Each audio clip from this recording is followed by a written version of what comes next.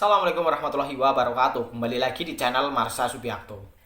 Pada kesempatan kali ini kita akan kembali membahas informasi menarik. Kali ini kembali terkait dengan seleksi CASN atau calon aparatur sipil negara di tahun 2024 ini ya. Jadi tentunya teman-teman sudah tahu lah ya, bahwa hari ini sudah keluar regulasi atau aturan berkaitan dengan P3K atau pengadaan P3K tahun 2024 ini, yaitu ada 3 regulasi ya, berupa keputusan Menteri Pan-RB nomor 347 tentang mekanisme seleksi P3K tahun anggaran 2024, kemudian nomor 348 tentang mekanisme seleksi P3K untuk jabatan fungsional guru di instansi daerah, dan keputusan Menteri Pan-RB nomor 349 tentang mekanisme seleksi P3K untuk jabatan fungsional kesehatan. Jadi walaupun sudah keluar regulasi tersebut ya, tentunya masih ada dilema yang dialami oleh para honorer atau tenaga non-ASN. Apakah mereka akan tetap menunggu dibukanya seleksi P3K atau mendaftar CPNS di tahun 2024 ini? Walaupun dilemanya sudah berkurang ya, khususnya bagi para non-ASN, karena sebelumnya kan belum jelas gitu ya, apakah non-ASN yang tidak masuk dalam database BKN bisa mendaftar P3K atau tidak. Sudah terjawab bahwa tenaga non-ASN bisa mendaftar P3K, yang penting bekerja minimal 2 tahun secara berturut-turut.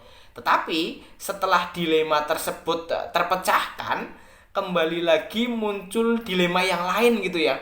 Apakah instansi tempat non-ASN bekerja membuka formasi P3K atau tidak gitu ya. Jadi sudah menunggu nih, daripada ikut seleksi CPNS nanti nggak diterima, tunggu saja P3K. Tetapi ternyata instansi tempat teman-teman bekerja sebagai non-ASN tidak membuka seleksi P3K. Ini tentunya sangat menyedihkan nih ya. Jadi aturannya non-ASN atau honorer diperbolehkan mendaftar sebagai P3K hanya di instansi tempat teman-teman bekerja gitu ya. Jadi kalau instansi tempat teman-teman bekerja tidak membuka seleksi P3K, peluang untuk menjadi P3K sirna gitu ya. Jadi itulah dilema yang kembali muncul setelah keluarnya aturan atau regulasi berkaitan dengan pengadaan P3K tahun 2024. Jadi saya berharap semoga Kementerian Pan-RB dan instansi-instansi yang membuka seleksi P3K segera mengumumkan formasi yang dibuka gitu ya, agar para honorer atau tenaga non-ASN tidak bingung lagi apakah harus mendaftar CPNS atau tidak. Jadi maksimal harapan saya di akhir Agustus sudah diumumkan formasi P3K tahun 2024. Walaupun dibuka pendaftarannya di bulan September atau Oktober, tidak masalah. Yang penting para honorer atau tenaga non-ASN yang masih memenuhi syarat untuk mendaftar sebagai CPNS bisa memilih untuk mendaftar CPNS atau P3K setelah keluarnya formasi P3K tahun 2024. Dan saran saya bagi para honorer atau tenaga non-ASN, tidak usah terburu-buru ini ya, khususnya yang bisa mendaftar seleksi CPNS ya. Tidak usah terburu-buru mendaftar sebagai CPNS. Sabar saja, karena masih lama ya pendaftarannya sampai dengan tanggal 6 September.